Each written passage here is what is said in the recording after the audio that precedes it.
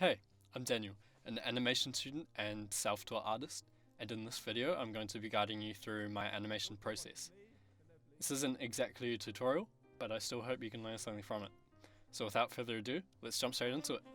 So, the first step in getting good animation is to get good reference.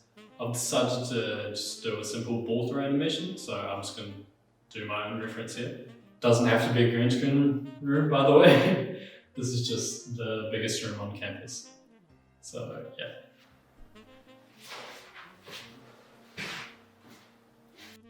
Now that I've got my reference footage, I'll start my first pass of animation called the roughs. In this part of the animation, I'm not worried about making pretty drawings. My main priority is to get a believable motion by drawing only the most extreme poses. To achieve this, I'll be thinking about the 12 principles of animation. Most importantly, squash and stretch, anticipation, and exaggeration. Once I've drawn my keyframes, I'll decide how long they hold for, and then I'm ready to move on to the next stage. The Tiedown Pass is all about getting the character a bit more on model. For this animation, I've decided to use my character from the light and dark competition, and this is what he looks like. I'm still not drawing lots of detail yet. I'm just defining the major muscle masses and the general shape of his clothes. These drawings are almost like a blueprint for the final animation pass.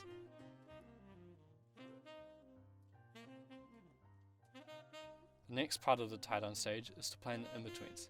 Here I'll address two more important principles of animation, the first being arcs.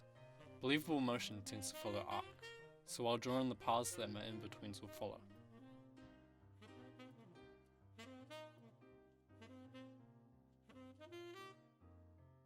The other principle I'll address is timing. I use these timing charts to plan where my in-betweens will go and how long they hold for. Slow in, or more in-betweens at the start of an action, like this chart here, tends to give the illusion of acceleration, while slow out, or more in-betweens at the end of an action, tends to look like it's slowing down. I'm also going to sketch in the tail, which is a secondary overlapping action, and now I'm ready to move on to the cleanup and in-between pass. In this part of the process, I'll be drawing my final lines, as well as in-betweening my keyframes following my timing chart and arcs, and by using the onion skin tool as well as flipping quickly between the drawings. Now that the animation's all cleaned up and smoothed out, it's finally time to add some colour. My first step to colouring is to define my shadow shapes, which I'll do by drawing the outline and then simply filling it in. I like to do all the colouring and shadows on separate layers, which will make it easier for me when it comes to compositing. With my shadows done, I'll fill in my base colours on the vector layer so that I can easily edit them.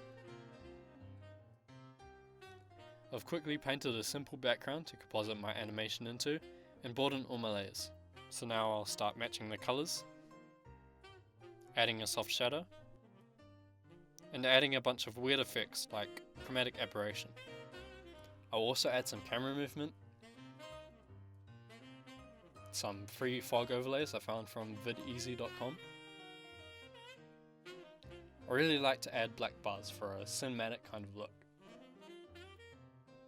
Here I'm adding a gradient overlay to create a bit more visual interest, and with a bit more colour tweaking and other adjustments, the animation is finally done. Pretty happy with the result, and I had a lot of fun making this. The whole animation took me about 15 hours for like 2 seconds, so I hope to bring that ratio down a bit.